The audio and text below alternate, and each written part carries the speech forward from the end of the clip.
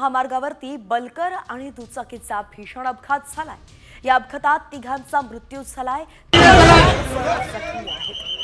सोलापूरहून हैदराबादकडे जाणाऱ्या बलकर वाहनानं रस्त्यावरून जाणाऱ्या दुचाकीला धडक दिली आणि या अपघाताचा सीसीटीव्ही सुद्धा समोर आलाय।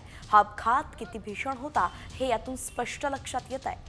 विवेकानंद लिंगराज, आसिफ बागवान, तोहित कुरेशी अशी अपघातात मृत्यू झालेल्या सगळ्यांची नाव आहेत। तर मयत विवेकानंद उर्फ विवेक लिंगराज हे सोलापूर जिल्हा परिषद कामगार संघटनेचे नेते होते।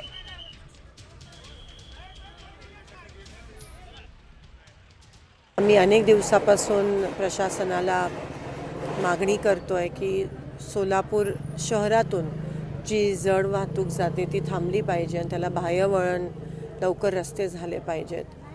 त्यासोबत हा जो मार्केट यार्ड समोरचा जो स्पॉट आहे तो ब्लाइंड स्पॉट आहे आणि तिथे फ्लायओव्हरची मागणी पण करण्यात आली आहे, त्याला पण विलंब लागला आहे आणि सर्वसामान्य नागरिकांना खूप मोठा धोका आहे।